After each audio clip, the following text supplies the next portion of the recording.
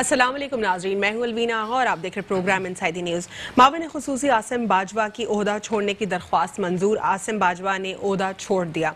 Detail में इसके ऊपर बात करेंगे, साथ ही साथ कुछ बात करेंगे अपोजिशन जमातों के स्टांस के हवाले से। जिस तरह हम देख रहे हैं अपोजिशन जमातें इस वक्त ऑल पार्टीज कॉन्फ्रेंस के बाद उन्होंने एक जो है मूवमेंट बनाई जिसको पाकिस्तान, जिनको ओवरऑल पाकिस्तान डेमोक्रेटिक मूवमेंट का नाम उन्होंने दिया।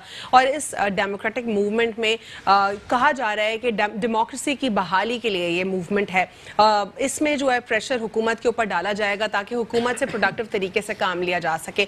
लेकिन इसके कुछ पॉइंट्स के ऊपर अगर हम बात करें तो वो सिर्फ और सिर्फ वज़ीर आज़म इमरान खान साहब के इस्तीफे और इन्फ्लेशन के साथ जुड़े हुए हैं। मजीद इसके ऊपर कुछ ज़्यादा पॉइंट्स नहीं जिसके ऊपर हम देख सकें कि कोई प्रेशर बिल्टअप किया जा सके। सवाल ये उठता है कि पाकिस्तान डेमोक्रेटिक मूवमेंट या फिर तमाम तर जितनी भी APCs होती हैं, क्या वो रियल डेमोक्रेसी को बचाने के लिए होती हैं या अपने पर्सनल इंटरेस्ट के लिए होती हैं? और फॉर इंस्टेंस अगर डेमोक्रेसी के लिए होती हैं तो क्या रैलीज और प्रोटेस्ट ही इसका अल्टीमेट सोल्यूशन है? क्या कोई और अल्टरनेट सोल्यूशन नहीं है? क्या हुकूमत से जो है हुकूमत के सामने अपोजिशन जमातें एक प्लान पेश नहीं कर सकती? क्योंकि रैलीज और प्रोटेस्ट अगर हम देखें इसका कुछ कंक्लूजन नहीं निकलता, कुछ फर्दर कॉन्सिक्वेंसेज देखने को नहीं आते। प्रेशर बिल्डअप करने के लिए जी ये पिवटल रोल प्ले करता है ज़रूर, लेकिन ये भी हमें देखना है कि अपोजिशन जमातें इस वक्त किस तरीके से हमारे जो मामलात हैं उसको किस तरीके से हैंडल करती है और किस तरीके से एक प्रोडक्टिव तरीका कार से हुकूमत के ऊपर प्रेशर बिल्डअप करती है। साथ ही साथ कुछ ये भी बात करेंगे 12 अक्टूबर जो कि हमें ये दिन याद दिलाता है कि किस तरीके से जनरल रिटायर्ड परवेज मुशर्रफ साहब के एरा में इदारों के साथ खिंचाव पैदा हुआ। क्या खिंचाव था उस वक्त, मुल्क किस दौराए पर खड़ा था, उनके एरा में मुल्क कहाँ पर आया, कितना मुल्क ने ग्रो किया, उनके जाने के बाद अब मुल्क के क्या हालात हैं। इस ओवरऑल मुशर्रफ साहब के एरा के ऊपर बात करेंगे। कुछ उनके ऊपर क्रिटिसिज्म होता है उसके ऊपर भी बात करेंगे।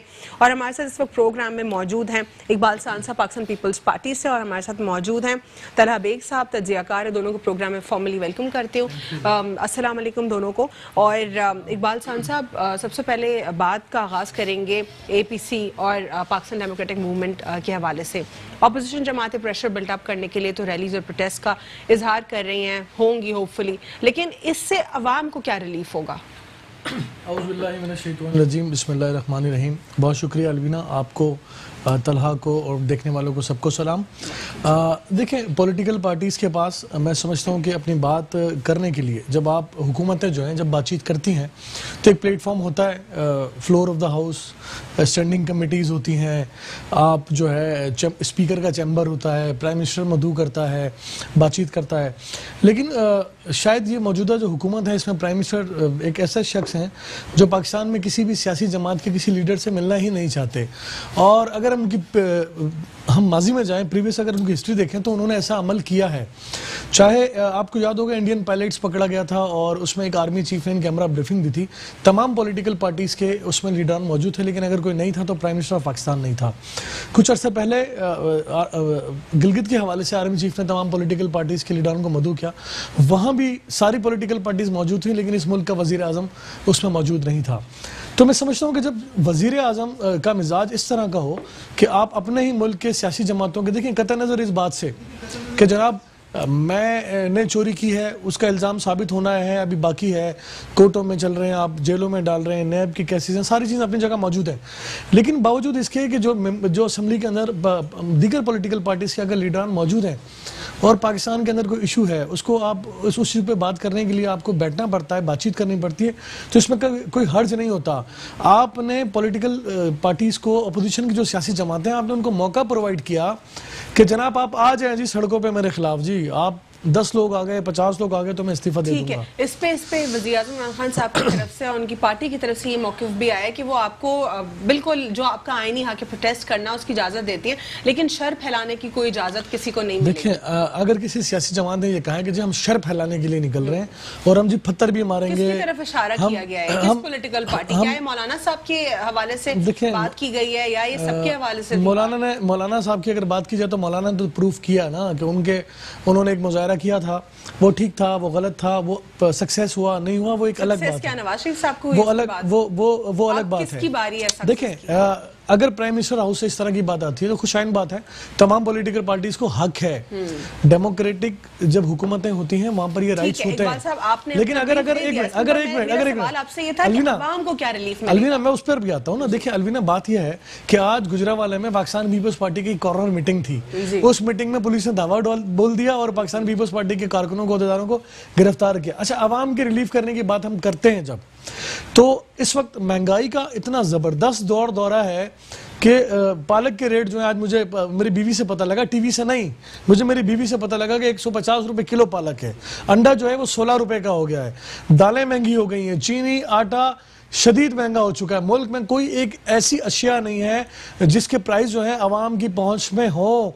अब मेडिसिन जो है वो 400% उसमें इजाफा हो चुका है।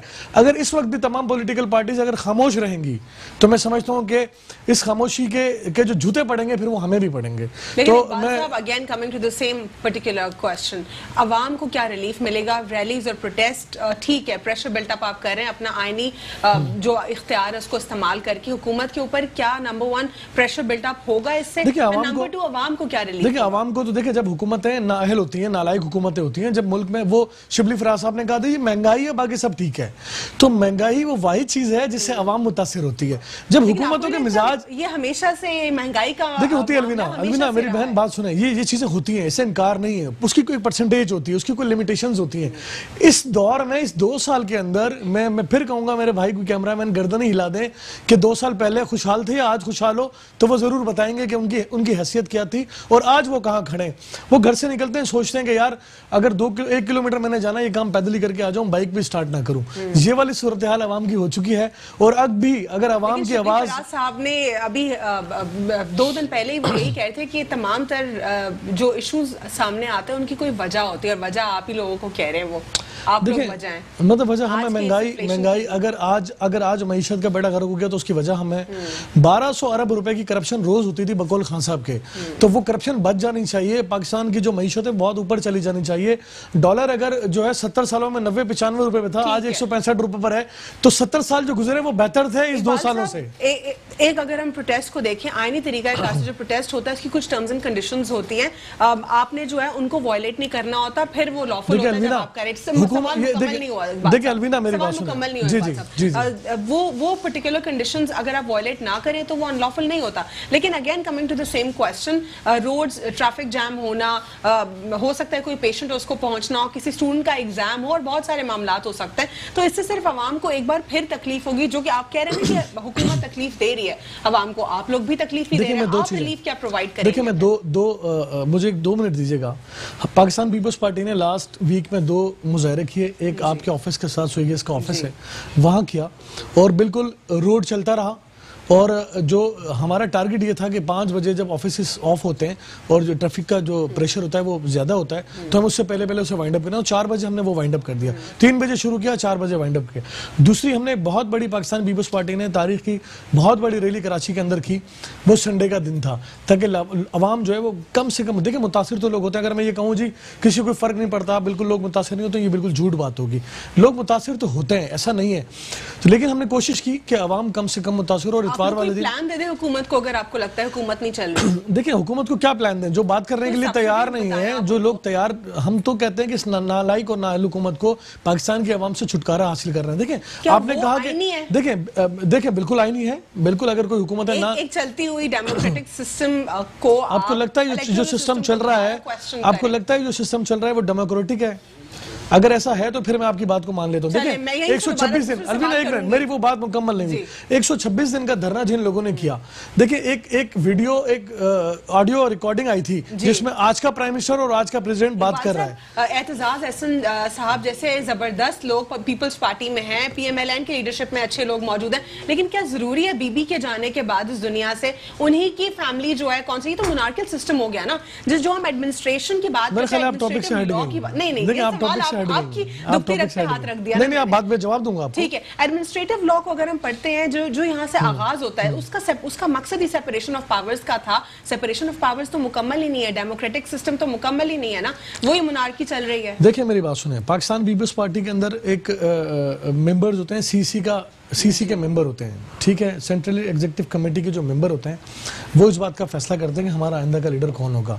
एक ना भुट्टो खानदान इस बात का फैसला करता है, ना जरदारी खानदान इस बात का फैसला करता है, वो सीसी के मेंबर फैसला करते हैं। और उसमें एतजाज एहसन भी उसके मेंबर हैं, कमरुज़्ज़मा कायरा भी उसके मेंबर हैं, चौधरी मंजूर भी उसके मेंबर हैं, और इस तरह पाकिस्तान पीपल्स पार्टी के बहुत सीनियर तरीन लीडरान उसके मेंबर हैं।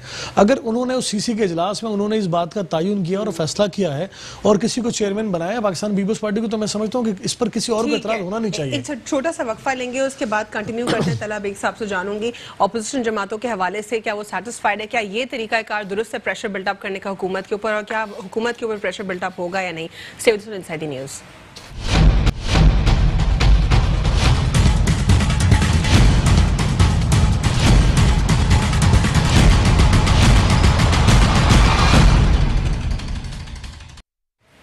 Welcome back after break. नाज़रीन, ब्रेक से कबल हम पाकिस्तान पीपल्स पार्टी का स्टांस जान रहे थे और सवाल छोड़कर गई थी मैं तलहा बेग साहब के लिए कि वो क्या समझते हैं कि अपोजिशन जमातें हुकूमत के ऊपर प्रेशर बिल्डअप कर पाएंगी या नहीं। जी सर। जी बेशक हुकूमत को चाहिए कि मुल्क भर में अपोजिशन पार्टीज को जलसा करने दें, लेकिन नहीं, जलसा करने तो दे रही है ना, और बस हुकूमत ने सिर्फ ये कहा है कि कोई जो है कोई शर फैलाने वाली बात, ये बात दुरुस्त है। मौजूद अंदाज में जो है अपने तरीके का इज़हार राय करें, इज़हार राय की इजाज़त है, ऐसी कोई बात नहीं है।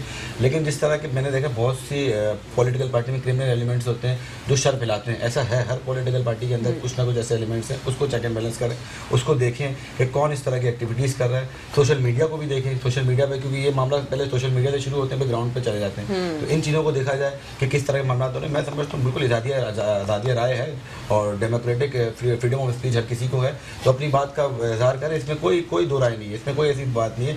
तो ये ऐसा होता रहता है। लेकिन इसमें एक चीज़ और है कि थोड़ा सा जब इनका जलसा अपोजिशन का थोड़ा पीडीएम जो बनाई है अगर आगे जाएगा तो फिर मैं देखा सियासी गिरफ्तारियां भी होती हैं और सियासी तौर में सियासी केसेस भी बने जाते हैं, तो ये चीज़ गलत है। एहतसाब का अमल दुरुस्त करें, इनको चाहिए एहतसाब बिल्कुल बराबर करें, इस तरह ना करें कि आप पॉलिटिकल विक्टिमाइजेशन करें, तो ये चीज़ इनको दुरुस्त करनी चाहिए। लेकिन सर मेरा सवाल आपसे ये है कि क्या प्रेशर बिल्डअप हो पाएगा हुकूमत के ऊपर?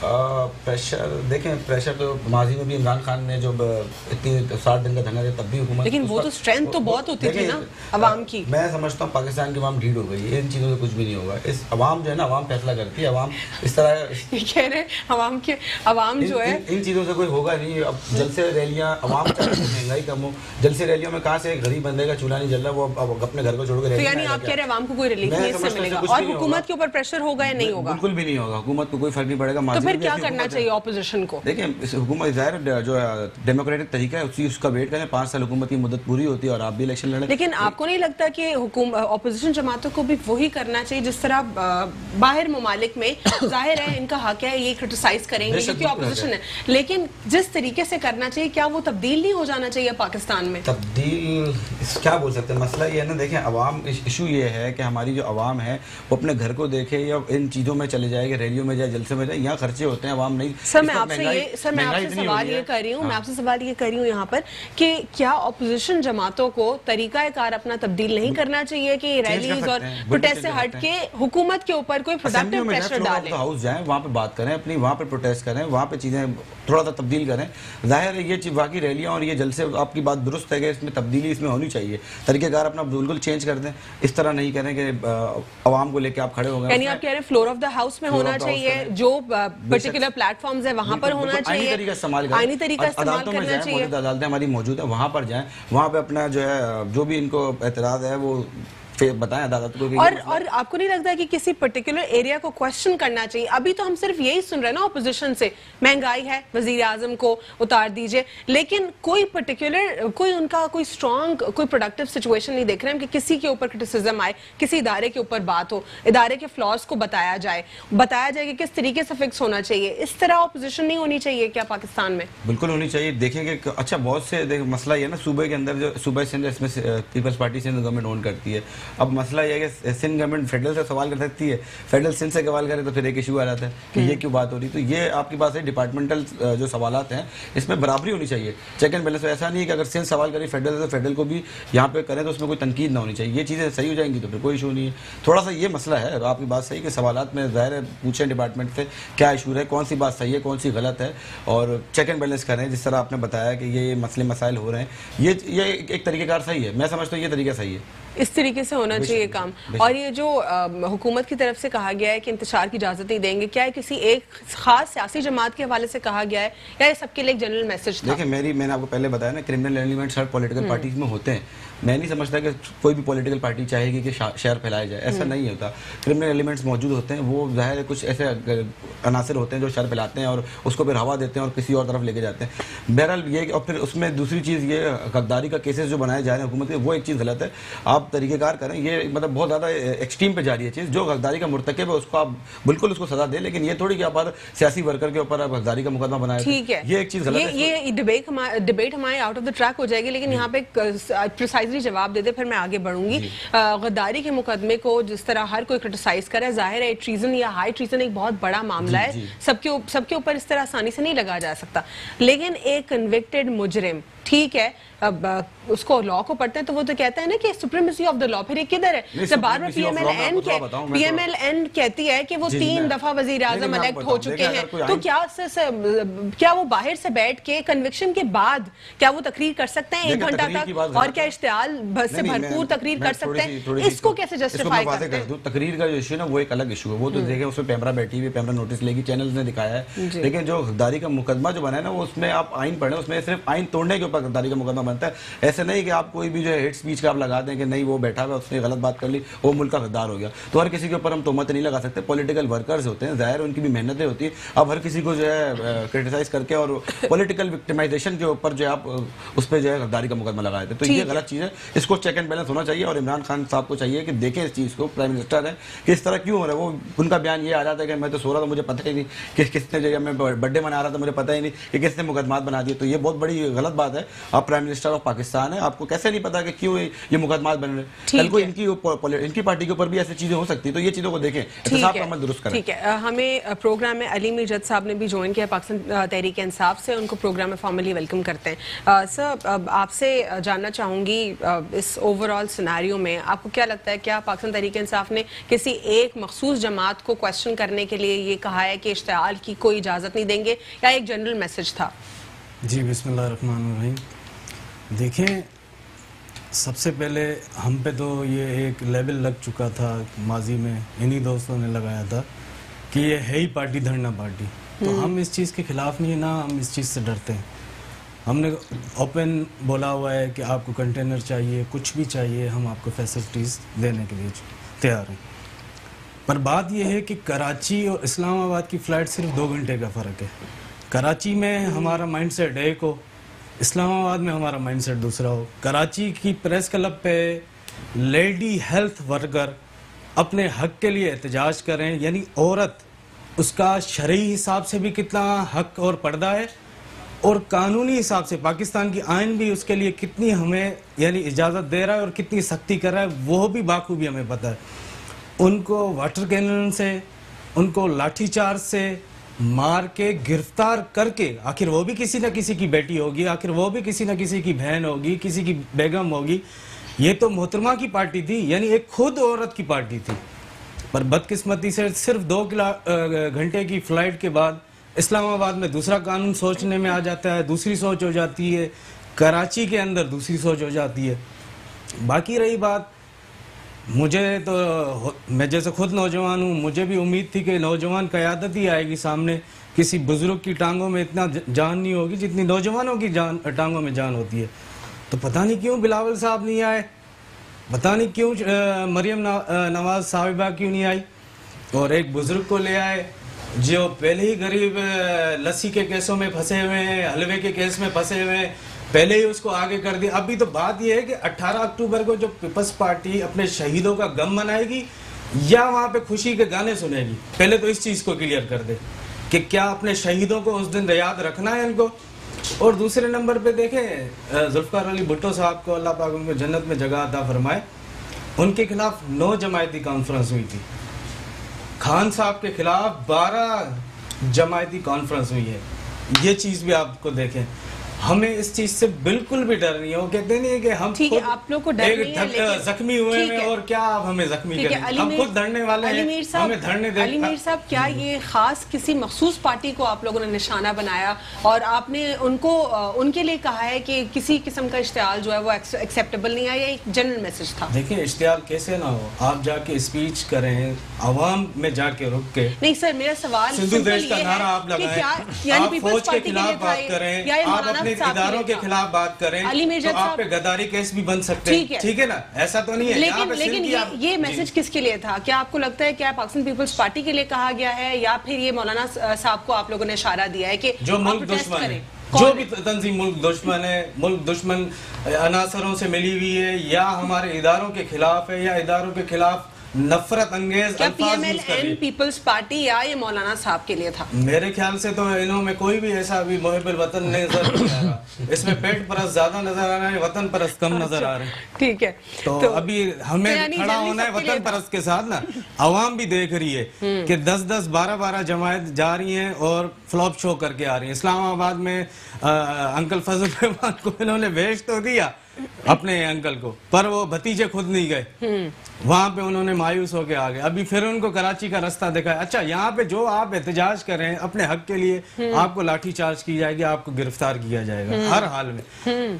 और अगर जहाँ पे आपकी खुला कठजोड़ का करप्शन बचाने वाली करप्शन पार्टी आ जाए, तो उसमें आपके रोड पे आने के लिए भी कोई मसला नहीं है, 144 कलम भी मसला नहीं है, कानून की धज्जियां उड़ने का भी कोई इशू नहीं है। यानी ऐसे जैसे मुल्क भी इनका हो, कानून भी इनका हो, जब यूज करना चाहे यूज हो जाए। आसिम बाजवा साहब का इस्तीफा जो एक्सेप्ट हो गया, इसके ऊपर क्या कहें? क्या आपको लगता है ये जो अपोजिशन जमातों ने एक ट्विटर ट्रेंड, एक नफरत का फैलाया, और हालांकि वो CPAC चेयरमैन अथॉरिटी हैं, सेंसिटिव पोजीशन है उनकी, क्या ये जेब देता है मुल्क में किसी भी शख्स को कि उसकी पर्सनल कैपेसिटी में उसके ऊपर क्वेश्चन उसको करे? क्योंकि इस वक्त वो CPAC अथॉरिटी के चेयरमैन थे, तो क्या ये दुरुस्त तरीका था जमातों से निकल के ट्विटर के ऊपर, टेलीविजन के ऊपर आके हेटेड फैलाना, उनको क्वेश्चन करना? ठीक है, सवाल सबसे, लेकिन पिज्जा और पिज्जा कंपनीज और पता नहीं क्या क्या एलिगेशंस, पोस्ट का क्या ख्याल नहीं रखना चाहिए हमें पर्टिकुलरली कि इस वक्त फॉरेन डायरेक्ट इन्वेस्टमेंट है हमारे पास,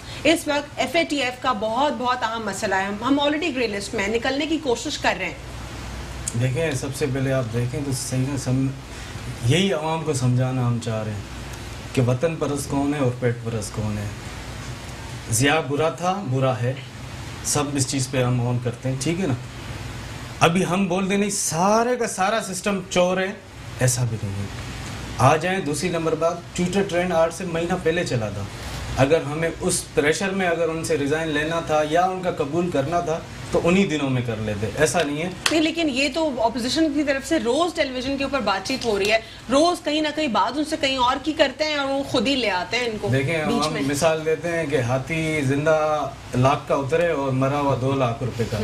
वो रिटायर जनरल हैं, तो जो मुल्क के दुश्मन अंसार हैं, जो मुल्क के खिलाफ हैं, बात करते हैं। अभी तो स्पीचें करने शुरू हो गए ना अवाम में जाकर कि ये आप ऐसा, ये ऐसा। मैं वो कहने में अपने लिए एक तौहीन समझूंगा कि उनकी चीज़ों को यहाँ पे कोट करूं, पर बात सारी ये है कि आप स्टेप बाय स्टेप उस इदारों पे पहुँचने की कोशिश कर रहे हैं।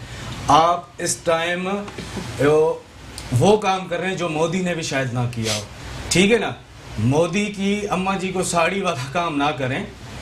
बात सारी ये है कि आसिम बाजवा साहब इस टाइम रिटायर फौजी अफसर है, ना कि ऑन ड्यूटी अफसर है, ठीक है? शायद मैं भी ये हो कि उनसे 2 जिम्मेदारियां ना संभाली जाई हो, उन्होंने एक ली हो, पहली नंबर बात। दूसरे नंबर पे बात आ गई कि क्या जुल्फकार अली भुट्टो साहब की कैबिनेट में रिटायर फौजी अफसरान नहीं थे? जुल्फकार अली भुट्टो साहब ने पार्टी बनने से पहले भी किधर सर्व किया था? ठीक है, वो उस पे मैं नहीं जाऊंगा क्योंकि वो शहीद है इस मुल्क में, उनका बहुत बड़ा किरदार था। और आज भी पहचान पाकिस्तान की एक होती है कहीं, अगर भाई आप कहाँ से आए, सिंध से आए, अच्छा सिंध से आए हो, जुल्फकार अली भुट्टो वाले शहर से आए, हम मानते हैं। पर आज ये पार्टी जुल्फकार अली भुट्टो की तो नहीं रही। भाई ने खुद बोला कि हमारी सीसी फैसला कर दिए, फिर आपने खुद टकराव पैदा कर दिया। या वो वसीयत झूठी है जो बिलावल जरदारी साहब ने पेश की कि भाई मोहतरमा ने ये वसीयत करके गई, या फिर आपका बयान झूठ। आप दोनों के चीज में टकराव आ रहा है ना, वो अभी हम ही किसको पकड़ेंगे, कौन सच है, या वसीयत सच्ची हो, भाई इस चीज को क्लियर करें, या फिर बिलावल जरदारी साहब यानी इनकी बात जैसे सीसी वाला फैसला। ठीक है इकबाल खान साहब, माविन खुसूसी आसिम बाजवा साहब की रेजिग्नेशन की एक्सेप्टेंस के बाद आपको नहीं लगता कि कहीं ना कहीं अपोजिशन जमातों ने जो हमारा दुश्मन मुल्क है उसको सर्व कर दिया, उसका पर्पस सर्व कर दिया? वो वैसे ही हमारे सी पैक के कामों के ऊपर, प्रोजेक्ट्स के ऊपर बहुत ही तिल मिलाया हुआ है, आप लोगों ने क्या उनको सर्व कर दिया? देखें सीपीक के वो चेयरमैन हैं और वो उसको कंटिन्यू कर रहे हैं। और जहाँ तक माउन खुसूसी की बात है तो ये तो जब उनको बनाया गया था, मैं समझता हूँ कि उसी वक्त की बात है कि बनाया जाना चाहिए था या नहीं बनाया जाना चाहिए था। उन्होंने पहले भी अपना इस्तीफा देने की कोशिश की, प्राइम मिनिस्टर साहब पता नहीं कौन सी घबराहट में थे, उनका इस्तीफा मंजूर नहीं किया। मैं तो कहूँगा कि इब्तिदा इश्क है और होता है क्या, आगे आगे देखते हैं होता है क्या। तो ये उसी सिलसिले की एक कड़ी है। कुछ चीज़ें मेरे भाई ने कही, मैं समझता हूँ कि उस पर बात करना ज़रूरी इसलिए भी समझता हूँ कि इंडिया के एक टीवी चैनल पर बैठ के खान साहब ने पाकिस्तान की फ़ौज और इस्टेब्लिशमेंट की जो बारे में बातें की थी, वो एक प्रोग्राम उनका आता है कटहरा, वो ज़रूर एक दफ़ा देख लीजिएगा और फिर आप इन सारी बातों का तजिया कीजिएगा, खुद अपने आप का एहतसाब कर लीजिएगा। मैं नहीं कहूँगा कि उन्होंने क्या कहा था, फिर कहेंगे जी पीपल्स पार्टी वालों ने कह दिया। फिर एक मीटिंग के अंदर पीटीआई की मीटिंग के अंदर खास हमने कहा था जी 10 से 15 हज़ार लोग जमा हो जाएं तो खुदा ना खासा जर्नलों के साथ ही हो जाएगा। वो भी सारी दुनिया ने सुनी और देखी। तो आपका बयानिया चेंज हुआ, खान साहब का बयानिया 22 साल के बाद चेंज हुआ कि उनको समझ आ गई कि यही वो लोग हैं जो मुझे इख्तियार दे सकते हैं। तो शायद अवाम पाकिस्तान की बात, अवाम पाकिस्तान ने अवाम में नहीं मैं कहता हूँ खान साहब ने अपना पाकिस्तान पीपल्स पार्टी ने हमेशा पाकिस्तान पीपल्स पार्टी ने, देखिए ये तो वो लोग हैं ना जिनकी आबियारी की जाती है, जिनको पैदा किया जाता है, ये वो लोग नहीं है जो शहीद हो जाते हैं मुल्क पे, अपनी जानों के नजराने पेश करते हैं और कुर्बान हो जाते हैं इस मुल्क के ऊपर। ये वो लोग नहीं है, ना ये वो खानदान है जिसके नौजवान भी कत्ल कर दिए गए, जिसकी बेटी भी मार दी गई और खुद उनको भी फांसी चढ़ा दिया गया। देखिए मेरी बात सुने, मैं कहूंगा कि आपने गद्दारी के लाइसेंस बांटना शुरू किए, क्या यह बेहतर नहीं था कि जब आपने सिविल नाफरमानी का कंटेनर पे खड़े होकर बात की तो ये गद्दारी के जो मुर्तकिब लोग होते हैं उसकी बात की जाती? क्या ये बेहतर नहीं था जब 8 रुपए यूनिट या 18 रुपए यूनिट बिजली का बिल था और आप खड़े होकर उसको जला रहे थे? उस वक्त गद्दारी का मुर्तकब हो जाना चाहिए था। ये उस वक्त जब आप हवाला हुंडी का मशवरा देते थे अवाम पाकिस्तान को, तो क्या ये उस वक्त गद्दारी का मुर्तकब नहीं हुए थे लोग? या फिर उस वक्त गद्दारी का मुर्तकब आज का सदर पाकिस्तान कहता था खान साहब जी पीटीपी पर हमला हो गया, खान साहब कहते जी होड़ दो प्रेशर बनेगा।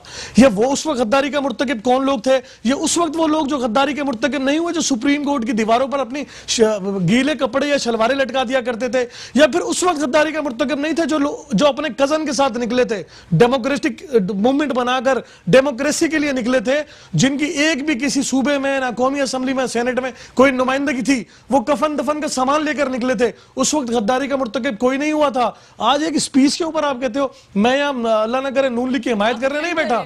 देखिए मैं यहाँ पर नून लीग की हिमायत करने बैठा, आप न करें, ये गद्दारी के सर्टिफिकेट बांटना बंद कर दें। शहीद जुल्फिकार अली भुट्टो को ये कहते कहते फांसी चढ़ा दिया, उनके नौजवान बेटों को कत्ल कर दिया गया, शहीद मोहतरमा बेनजीर भुट्टो को कत्ल कर दिया गया, और सिक्योरिटी रिस्क आप लोग कहा करते थे। आप क्यों ये सारी बातें भूल जाते हैं खुदा के लिए? अली भुट्टो साहब इसी मुल्क में रहे और यहीं पर ही जो है उनकी जो लास्ट जो उनकी डेथ थी वो भी यहीं पर ही हुई, लेकिन वो कहीं भागे नहीं। बेनजीर भुट्टो भी यहीं पर गई, वो कहीं बेनजीर भुट्टो किसी जर्नल की, किसी शहीद मोहतरमा बेनजीर भुट्टो किसी जर्नल की चीफ पोलिंग एजेंट नहीं बनी थी। ठीक है, 18 अक्टूबर के धमाके के बाद भी शहीद मोहतरमा बेनजीर भुट्टो 2 दिन के लिए दुबई गई तो कहा जी भाग गई, वो फिर तीसरे दिन वापस आ गई। ये पाकिस्तान पीपल्स पार्टी है। और वक्फे के बाद गुफ्तगू सिलसिला जारी रखते हैं न्यूज़।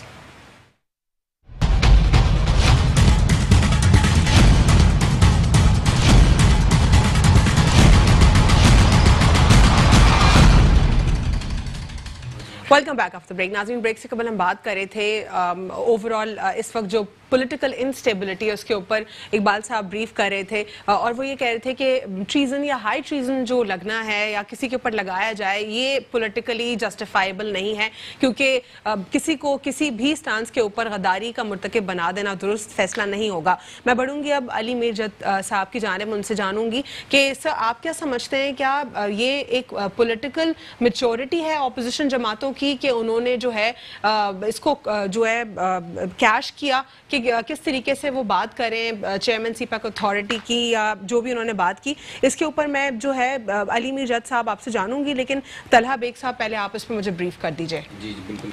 आसिम बाजवा साहब ने जो इस्तीफ़ा दिया वो अवामी उमंगों के मुताबिक तशवीश देख के और इदारों का तकद्दुस के खातिर जो है उन्होंने इस्तीफ़ा दिया। इसमें कोई वो ऐसी दोहराए बात नहीं है कि अगर वो इस्तीफ़ा के ऊपर एक इशू बना लें या ट्विटर पर टॉप ट्रेंड बना लें, ज़ाहिर एक इदारा है, उसका तकद्दुस भी बचाना है। तो ऐसी कोई बात नहीं है। अगर उसमें लोग जो इसको इशू बना रहे हैं नहीं ये हो गया तो वो हो गया, और रिटायर्ड जनरल है, मैं समझता हूँ एहतसाब का अमल सबके लिए होना चाहिए, इसमें कोई ऐसी बात नहीं है।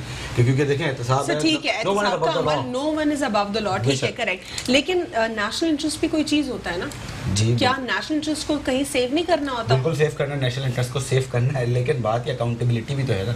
अकाउंटेबिलिटी भी अकाउंटेबल तो देखना है ना। तो फिर वो अंदर करे ना जो मामला आता है, वो टेलीविजन के ऊपर आके और जो पूरा दुश्मनान पाकिस्तान है, दुश्मनान इस्लाम है, वो उधर सारे वो तो उनका पर्चा। मैंने एक चीज बहुत देखी है सोशल मीडिया पे, बतौर वैसे तो साइबर विंग बन जाता है और फ्रीडम स्पीच और हेट स्पीच में बड़ा फर्क होता है। मैं छोटा सा ये बता खुलकर बात कीजिएगा इसके बारे में। बिल्कुल हेट स्पीच अलग है, फ्रीडम ऑफ स्पीच अलग है, ये दो चीजें अलग अलग है, इसको एक साथ ना मिलाया जाए। तो यहाँ पे हुकूमत करती है कि फ्रीडम ऑफ स्पीच को भी हेट स्पीच में ले आती है। तो ये चीज़ों को थोड़ा सा देखें, आप हर किसी पे हेट स्पीच ना लगाएं। हाँ, ये जैसे ये आसिम बाजवा साहब का जो मामला, इसके ऊपर अगर कोई समझते हैं कोई मामला, सहाफी इन्वेस्टिगेटिव स्टोरी कर ले, उसके ऊपर भी फिर लग जाता है, कोई ना कोई कंप्लेंट आ जाती है। वो होता है, वो थोड़ा तो होता है मामला, तो उसके ऊपर आ जाते हैं। लेकिन देखिए तरीका मैंने बोला ना, मुहज़्ज़ब अंदाज में करें। ये तो नहीं खातून सहाफियों को भी दफ्तर में बुला के बोला जाता है। ये आपने जो है करो ना, देखिए ये मामला ऐसा है कि मेरे ख्याल से कोई ऐसा बंदा जो है ऑन एयर ये बात नहीं करेगा, लेकिन मैं थोड़ा सा खुल के बताऊं, बात यह है कि मुहज़्ज़ब अंदाज में आप कोई भी चीज़ करें, मैं नहीं समझता कि ऐसा होता है बदनाम थोड़ा ज़्यादा कर दिया जाता है। ऐसा नहीं है कि कोई आप इदारे के ऊपर बिल्कुल ही आप उंगली उठा दें। मैं नहीं समझता, हम भी इसी पाकिस्तान में रहे, हमने ना कभी सुना है ना देखा है, सिर्फ और सिर्फ हमने खराब धराइयाँ देखी हैं कि ये हो गया तो वो हो गया, ऐसा नहीं होता। बात सिर्फ और सिर्फ ये होती है कि आप अपने तरीक़ेकार से, जो अगर किसी को के ऊपर इल्ज़ाम बताएं, साबित करें, उसको अदालतों में जाएँ, अदालत बेहतर फैसला करेगी, मौजूद अदालतें मौजूद हैं। अब आप उसको डायरेक्ट ही देख के बता देंगे नहीं ये गुनाहगार है, तो ऐसा नहीं हो सकता। और अदालत का काम है कि उसको एक्विट करे या उसको जो है सजा याफ्ता करे, तो इसमें कोई वो नहीं है। इन चीज़ों को देखें और हेट स्पीच उसके ऊपर लगाएं जो बाकी हेट स्पीच का मुर्तकिब बनता है। आप हर किसी के ऊपर लगा देंगे तो इस तरह थोड़ी चलेगा। आप तो हर बंदा वही वाली बात है, इकबाल भाई वाली के गद्दारी का सर्टिफिकेट बांट रहे हैं, ऐसा नहीं होता। फिर सियासत करेगा कौन? एक सियासी पार्टी रह जाएगी और बाकी सारे जो है घर चले जाए।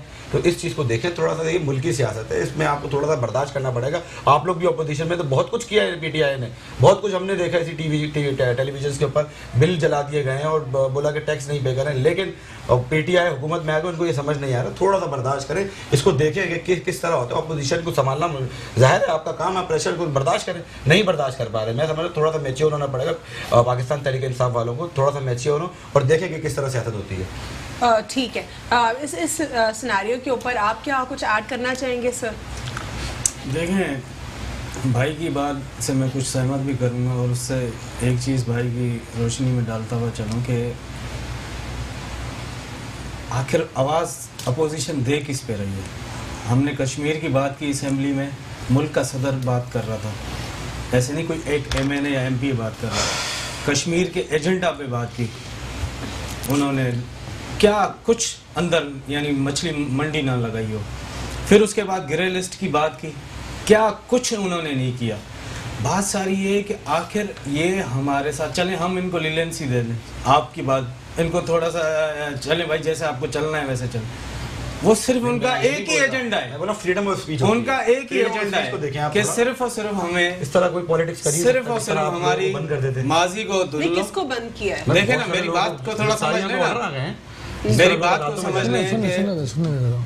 माजी की बात जैसे कि जरदारी साहब, अभी खान साहब की तो बहुत बातें इकबाल साहब ने कोट करवाई, ईंट से ईंट बजाने वाली बात भी मैंने नहीं बोली थी, जरदारी साहब ने बोली थी। दूसरे नंबर पे ये कि अभी जब MNA हुए जरदारी साहब, वो जब असेंबली में आए जमानत बेल पे, तो सब कुछ पुराना हिसाब छोड़ो, आगे की करो, पिछला ही तो नहीं छोड़ना हमने। तो हम कैसे इनको यानी चीज़ों, हीट और फ्रीडम में आप वाली बात बिल्कुल फ़र्क है।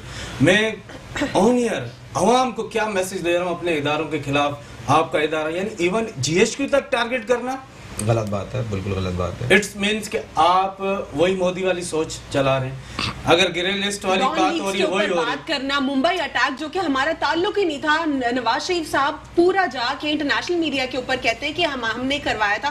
क्या ये सेंसिबल बातें? इसका हिसाब कौन देगा? आस्तीन के सामने सुने होंगे आपने, आस्तीन के सामने सुने थे आपने। आज अल्लाह दिखा रहा है कि खान साहब जैसा हुक्मरान आया और आस्तीन के सामने नजर आने शुरू हो गए कि कौन कौन कौन कौन इस मुल्क के मफाद में है, मुल्क के हक में है, मुल्क की आवाम का सोच रहा है, मुल्क का दर्द रख रहा है, मुल्क का खून पसीना सोचने की, उसको एनर्जी देने के लिए कौन सोच रहा है और कौन एनर्जी निकाल रहा है, कौन तबाही की तरफ, किनारे की तरफ ले जा रहा है, कौन इसको गर्क करने के मूड में। ठीक है, हुकूमती हलकों ने जो है ये एतराफ़ कर लिया है कि इस मुल्क का सबसे जो बड़ा इस वक्त प्रॉब्लम है, मसला है, वो इन्फ्लेशन है, महंगाई है। किस तरह ख़त्म करेंगे, ओवरकम कैसे करेंगे? 2 साल ऑलमोस्ट हो चुके हैं, अब इसको ख़त्म किस तरीके से किया जाएगा या इसको एटलीस्ट कंट्रोल कैसे किया जाएगा? देखिए, हम तो किसी एजेंडा पे भी मुत्तफिक ही नहीं हो रहे ना। मिसाल के तौर पे हम कह रहे हैं ये पानी है और शाह साहब बोल रहे हैं सीएम नहीं ये तो चाय थी। हमने सबसे पहले बात की कि कराची को साफ करें, जो आवाज कराची को छोड़ दें, ठीक है, नहीं देखिए बात कर लेते थोड़ा हैं। कराची तो मैं कोर्ट चीज 70 सालों में बेहतर देखिए, मैं चीजों को कोर्ट करवाता जा रहा हूँ कि कहाँ खड़े हैं मुल्क के साथ और कहाँ ये खड़े हैं मुल्क के खिलाफ। आप थोड़ी चीजों को देखें ना, माशी हब है ना हमारा कराची। अगर कराची रेवेन्यू जनरेट कर रहा है, हम अगर इसको अपनी माँ समझ रहे हैं, अगर ये देखें सोने की मुर्गी है तो उस मुर्गी को ज़िबा तो ना किया जाए ना। तो ज़िबा तो हो रही है 70 साल, ठीक है ना। अभी 70 साल से कौन कर रहा था, कर कौन रहा था, बहुत टाइम लगेगा। कर कौन रहा था? आप उससे पहले तो ये देखें ना कि थे कौन हुक्मरान, इससे पहले थे कौन जो अभी। खैर मैं किसी की जातियात पे कराची को बहुत बात सारी ये है, आ जाएंगे। बात सारी ये है कि हमने जब भी इस मुल्क की बात की, अभी 1100 अरब रुपए का ऐलान करके गए खान साहब, अगले दिन इन्हों का डीवीडी प्लेयर शुरू हो गया। मुर्तजा बाप साहब उनकी बस जैसे डेस्क लगाने की देर होती है, डीवीडी प्ले हो जाती है और वो शुरू हो जाते हैं। हमेशा टकराव की सूरत में कौन लेके आया है? वफाक और सिंध। दूसरे नंबर पे बात ये है कि आप एक पाकिस्तानी होके बात करें ना। अभी जब आप पे दुखती रग पे पाँव आया तो पंजाबी कार्ड भी यूज होने लग गया है, सिंध कार्ड भी यूज होने हो गया। आपने सिंधियों को सैलाब में छोड़ दिया, बारिश जैसे सैलाब में कोई उनका हाल नहीं। मिनिस्टर आपके, एमपी आपके, आखिर ये कहाँ छुप जाते हैं? भागोड़े एमपी एमएलए छुप कहाँ जाते हैं? इस आवाम को नजर क्यों नहीं आते? इलेक्शनों के टाइम नजर आएंगे, बजट के टाइम नजर आएंगे। जब आवाम का दर्द और तकलीफ होगी वो सिर्फ और सिर्फ इजलास, मीटिंग, फोटो सेशन और ये चीज़ें चलाते रहेंगे। खुदारा इस अवाम ने हमें लाया है। अगर सिंध में आपकी गवर्नमेंट है तो यानी ये बिल्कुल इलेक्ट है, और अगर हम फेडरल में हैं तो वो सिलेक्टेड है। ये चीज़ छोड़ें, यानी सिंध में इलेक्शन हो गई, इस अवाम का सोचें। छोड़ दें आप फेडरल वाले जंग को। आप इस सिंध से जितना मुझे प्यार है शायद आपको भी उतना हो, पर हकीकत में कुछ करके आपको भी दिखाना है। हाँ, आपके साथ क्या हम खड़े नहीं जमातें और एफएटीएफ के मामले के ऊपर अपोजिशन जमातें अब भी आपके साथ जो हैं बहुत सारे इश्यूज में हैं, मतलब वो अग्री नहीं कर रहे हैं आप सब मामलात पे, तो उसको कैसे आप ओवरकम करेंगे? क्योंकि एफएटीएफ से नाम ग्रे लिस्ट में निकलना भी बहुत जरूरी है। हर चीज़ के उन्होंने एक किस्म से एक ही ऑप्शन रखा हुआ है, ये करना है तो हमारा ये मसला हल करो, ये करना है तो हमारा ये मसला। एक ही उनका एजेंडा है, उनका एक ही एजेंडा है। वो जिसको पहले हम ऑफिशियल बोलते थे एनआरओ, अभी वो उसको अनऑफिशियल उन्होंने बंद अल्फाजों में कर दिया है एनआरओ। बात सारी ये है, अगर ये देखें एफएटिक्स में कोई खान साहब का अपना जाती मफाद तो नहीं है, जात का पूछ रहा हूँ, जात का, मेरा आपका तो नहीं, ये हमारा सबका एक यानी यूनिटी तौर पे पूरे मुल्क का है। उसमें खड़ा होने का मकसद ये है कि मुहिब वतन पाकिस्तानी होना ना।